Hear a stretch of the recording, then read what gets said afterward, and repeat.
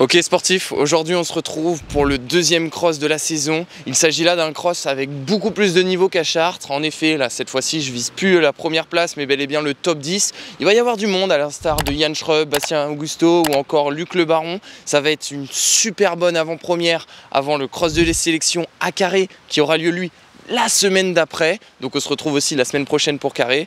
Vous l'avez compris, un gros cross à Allonne, bonne préparation et je vous emmène. Vous me suivez ?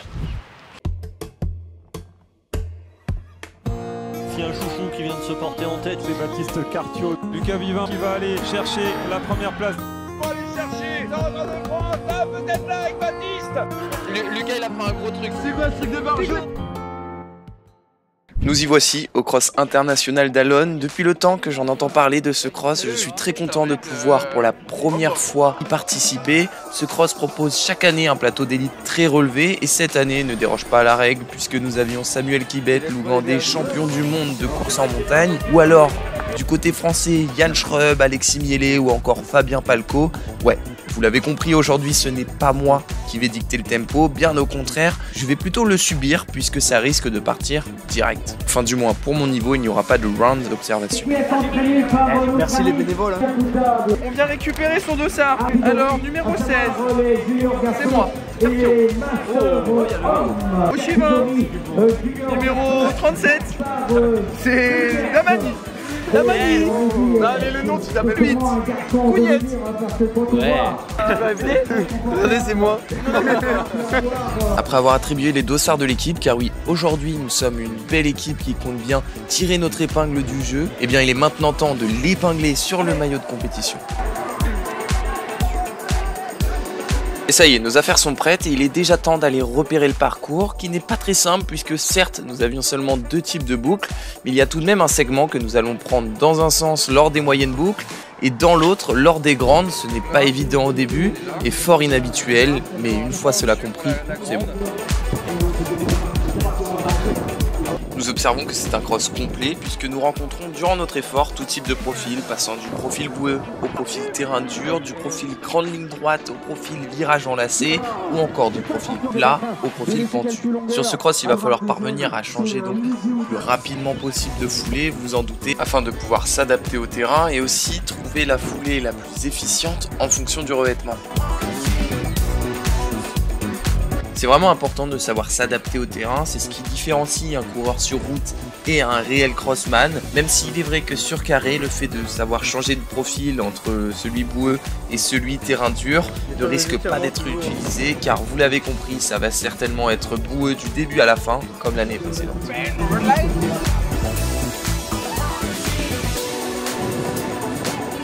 Mais enfin, nous verrons bien et revenons sur aujourd'hui car nous sommes déjà sur les préparatifs du départ. Nous sommes à moins de 10 minutes de celui-ci.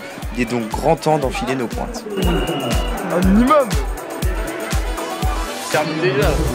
Une moyenne. Pas ça. Eh petit. Petit, tu t'es perdu?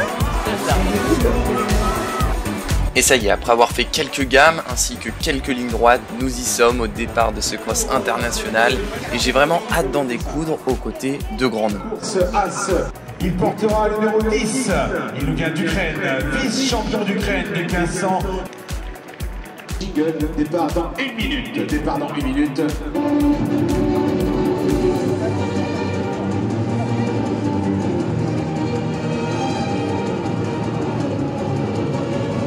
Notre jingle du départ est lancé, maintenant il n'y a plus de retour en arrière, la pression commence à monter et c'est ça qui est bon et nous sommes prêts à en découdre.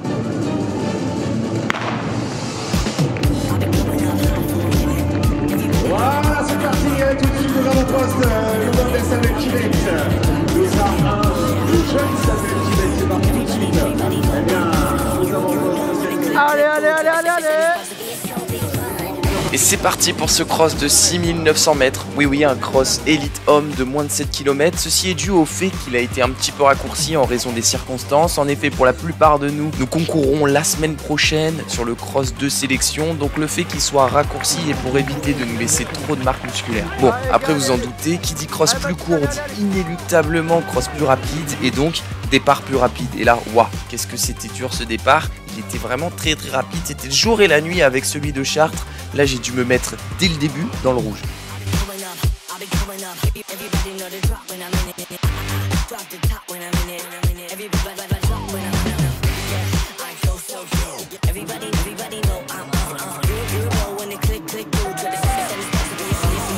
Mais enfin c'est jeu ma pauvre Lucette et donc je continue ainsi, je ne lâche rien, nous nous retrouvons dans ces virages sinueux en file indienne et pour ma part en 15e position et à ce moment je me suis dit que j'allais tenter de suivre Flavien Zott le plus longtemps possible. Flavien Zott est tout comme moi un espoir qui sera présent la semaine prochaine pour le cross de sélection, donc parvenir à le suivre aujourd'hui serait pour moi une belle préparation, d'autant plus que c'est l'un des grands favoris, ainsi je ne lâche pas d'une semelle même si je sens que ça commence à être dur. Ah, ça va très vite pour eh bien, cette course chez les garçons. Passage à l'instant maintenant pour Alexis Miret.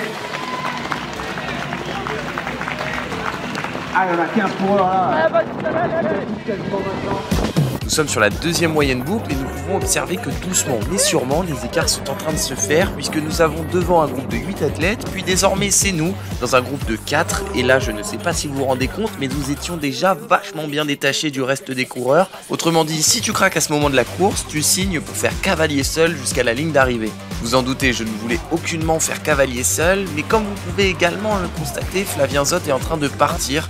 Je pense qu'il n'a pas spécialement accéléré, mais plutôt qu'il a maintenu son allure et que c'est plutôt moi qui, au contraire, n'a pas su le maintenir à cause d'un léger sur-régime que je traîne depuis le début de la course. Mais avant de laisser du lest à Flavien, j'ai su faire la jonction avec l'Ukrainien. Et vous verrez qu'avec cet Ukrainien, nous allons pas nous lâcher jusqu'à la fin de la course. Oui, nous allons nous batailler jusqu'au dernier hectomètre. Allez, c'est bien. Allez Clément, allez. Allez, c'est bien Clément, allez. Clément et Mathéo, mes deux coéquipiers de club, se retrouvent un peu en solitaire entre deux groupes, mais ils ne lâchent pas pour autant, ils poursuivent leur effort malgré le fait qu'ils n'ont pas d'adversaire direct. Ah Baptiste, allez. Tourne en déposition.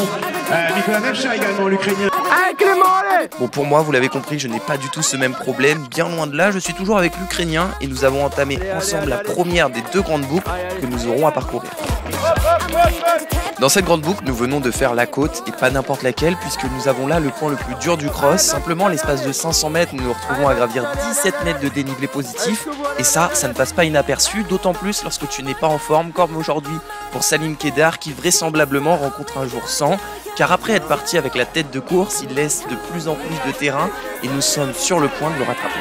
En étant deux, nous avons tendance à nous relayer et donc nous maintenons une allure soutenue et ce peu importe le parcours. En effet, moi je vais plutôt avoir tendance par rapport à l'Ukrainien d'aller plus vite dans la côte et les virages et donc je vais prendre les devants à ces moments tandis que lui va prendre les devants sur le plat et au bout du compte, à l'entame de la dernière boucle, nous nous retrouvons à dépasser Salim Kedar et me reclasse donc en 12e position.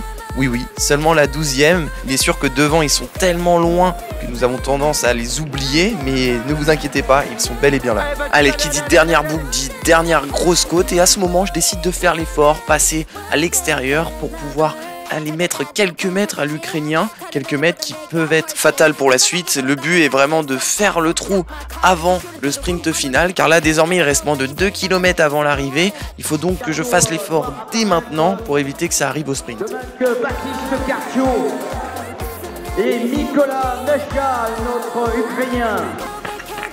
Allez, voilà. Allez Baptiste 12 maintenant. Allez Baptiste, allez. Ça va, allez. On va surveiller de près la partie en herbe. Et ma stratégie d'attaquer dans la côte a fonctionné car là j'ai une petite avance, bon certes pas très confortable car j'ai seulement 3 secondes, mais c'est toujours ça de prix, donc je poursuis mon effort et essaie de durcifier l'allure, mais malheureusement il finit par revenir à mes côtés et à ce moment, lorsqu'il est revenu à mes côtés, et bah j'en remets une, j'essaye de lui faire mal à la gueule et faire en sorte qu'il lâche mentalement.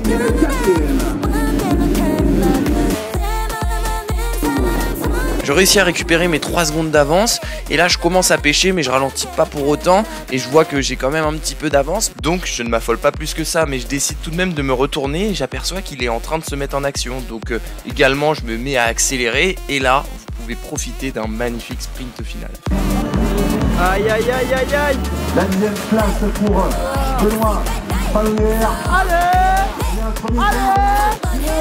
La 11e. Nicolas Nevcha, mesdames et messieurs, qui fait honneur à son pays.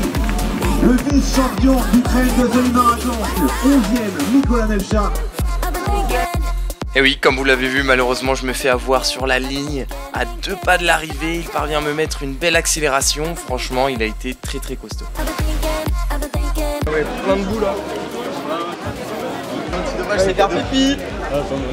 Bon bah voilà, fin de course. Ce cross c'était dur parce qu'en fait je suis parti beaucoup plus vite qu'à Chartres. Là j'ai essayé de suivre Flavien qui est déjà parti bien vite. Donc voilà, j'ai pas chômé, je suis parti direct. Et puis après j'ai commencé à lâcher Flavien qui est le premier espoir de cette course. Et ouais, ça aurait été bien de le suivre pour cette prépa, mais j'y suis pas parvenu. J'avais encore les mollets qui ont chargé assez tôt. Mais ouais, c'est vraiment allé vite, direct tout au carton. Et puis non, mais finalement c'était plutôt sympa avec une bonne arrivée au sprint. Je me suis pas avoir au sprint. Mais voilà, on verra ce que ça donne à Carré la semaine prochaine. C'est là où il va falloir tout donner. Et voilà, vous l'avez compris, nous nous retrouvons la semaine prochaine pour le débrief du cross de sélection pour les championnats d'Europe. Ça va être spectaculaire, ça j'en suis sûr. On se retrouve donc la semaine prochaine. Salut!